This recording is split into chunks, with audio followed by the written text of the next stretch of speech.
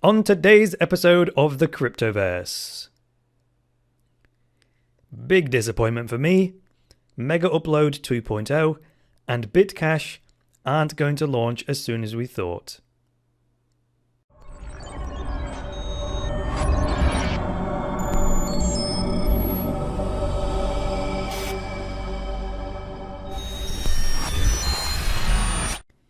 Dash is the privacy-focused digital currency that offers transactions with instant confirmations. Its unique, decentralized decision-making and self-funding system make it an ideal choice as a stable and secure digital cash. Click the link in the video description to learn more. Hi there guys, and welcome to the latest episode of the Cryptoverse, your regular dose of news and commentary on Bitcoin, cryptocurrencies and blockchains. I am your host, Chris Coney. Today is Friday, the 27th of January 2017, so let us get right into the market roundup. Turning to coinmarketcap.com for the biggest winner and the biggest loser of the day. Now, for those of you that are new to the Cryptoverse, I have to point out, based on comments from yesterday, that when I do the biggest winner and the biggest loser, it's limited to the top 20 most capitalized coins, because the lower capitalized coins have these wild swings that don't really mean anything. If you have like a 50% gain on a coin that's only capitalized by 1 million, well, that's significantly different from, say, Bitcoin with several billion in market cap that moves 5%. We're talking multi-billion dollar swings there. So anything outside the top 20, I just ignore, right? In terms of this analysis anyway. So the biggest winner today, again, is NEM. It's gained another 13.6%. And yesterday, NEM was at half a cent. Well, it's gone up a bit more than that. So it's still half a cent if we're only going to 3 decimal places. But if you look on the screen, you'll see that there's a few decimal points after that now. Anyway, that makes the NEM blockchain have a total market cap of $49.5 million. The biggest loser of the day, the Ardor, which swung pretty high the other day, is now down 11.2, making an Ardor worth 1.8 cents per coin. And if you remember the other day, I was looking at Ardor's website and they're talking about providing blockchain as a service. So if you want to set up your own blockchain without all the complications of finding people to be nodes and mining and all that kind of stuff, then they'll back it with a pre-existing blockchain, which I think is a really interesting idea. Taking a quick look at the Bitcoin price chart then on bitcoinwisdom.com. Same old thing going on here. We're still bouncing around the $900 mark. Not going to spend too long on this because I'm just going to be repeating myself. We've held above 900 today and we closed yesterday above $900. Small trading ranges, still in that consolidation sideways move, still trending up on the exponential moving averages. All fine and dandy, and nothing more else to say than that. Same again on the yuan chart. The sandwich continues, except it's getting squeezed ever smaller. That moving line of support, which is the 50-day moving average blue line, you see it's continuing to squeeze the price up against that 38.2% Fibonacci retracement line, which is at 64.22. Again, like I said yesterday, there's a very rough sort of ascending triangle going on here. When I edit this, I'll put some lines on there to kind of draw it conceptually. It is very rough, but I'm talking about that fixed line of resistance at the top there, and then a ascending line of support, which is these lows getting higher. In terms of the news today then, I've turned to Bitcoin.com to read this article, which ironically is entitled, "Don't Expect to See Kim Dotcom's Bitcoin Babies Until Later This Year." We've got Jamie Redmond, the author of this article, who's I think he's the head writer, chief editor at Bitcoin.com. This article was published yesterday on the 26th of January. So this genuinely is a disappointment for me, this news. I guess one of the downsides of being an optimist is how often reality fails to live up to your expectations. Now, paradoxically, talking like that makes me sound like a pessimist, but you get the idea. Now, the thing I'm most concerned about with this news is that Kim.com has given his skeptics some ammunition, and that's just a bad idea. So when these new projects of his were announced originally, I read dozens of people criticizing it and saying that Kim.com has a track record or as kind of a hype merchant, and all of these big promises for Bitcache weren't going to be fulfilled. So let's get into this story and see what is what. So it says here, on the anniversary of authorities seizing Megaupload, which was one of Kim.com's previous businesses, Dotcom told the public he had an announcement about his new Megaupload and Bitcache project. A few days later, Dotcom revealed there would be a significant delay. Now that's only what happened recently.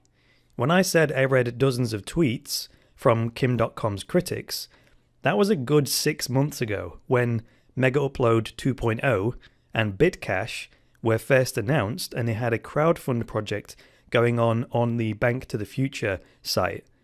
It then goes on to say that investors were given explanations to some of the technical questions asked by the crypto community, such as why Bitcache would operate off-chain. Quote, "As you all know, Bitcoin blockchain currently has limitations to the number of transactions that it can handle." Close quote. And that's Kim.com. Now this was what I was most interested in myself. While the scaling debate in Bitcoin continues, entrepreneurs like Kim will seize that as an opportunity to profit. Now I hoped that Bitcache would somehow work around the scaling problem, and that's the essence of what an off-chain solution is.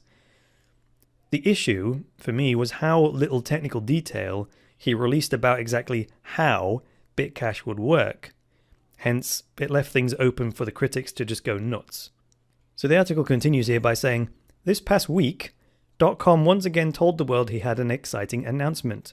But then a couple of hours later, he was tweeting to his followers that the announcement would not happen. Quote, 'It is unlikely that we can make a full January 20th launch happen. The fundraising was delayed and the legal team needed more time for the new setup.' Close quote. Now, I'm a fan of Kim.com, but can he not keep his mouth shut until the deal's locked in? My attitude has always been to err on the side of under-promise and over-deliver. I mean, you remember the original Star Trek series? The way Scotty got his reputation as a miracle worker was by always telling Captain Kirk that the repairs would take a bit longer than they really would. Now that gave Scotty a margin of error to make sure that he never let the captain down, he never broke his word, and at the same time, more often than not, Scotty would finish the repairs quicker than he promised and would look like he had performed a miracle.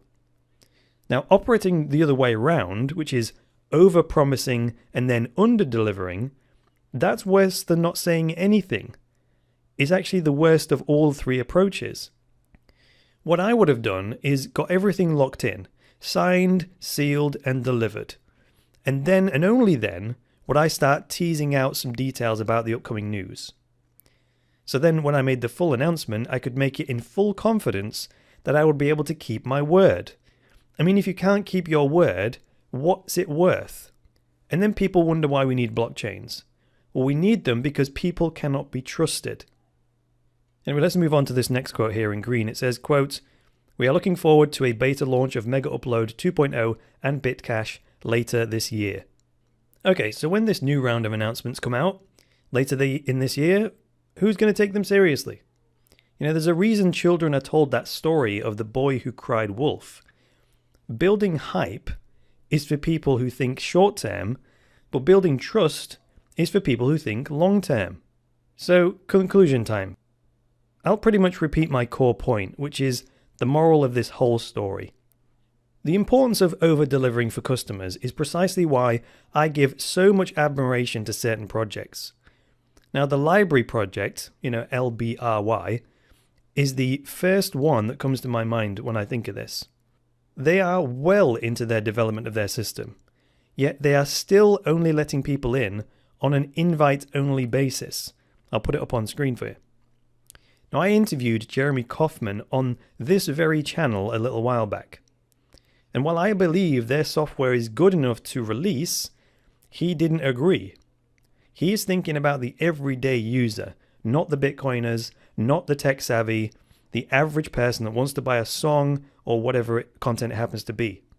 And until he's happy that the system works well enough to give that person a high quality experience, he is not willing to fully launch.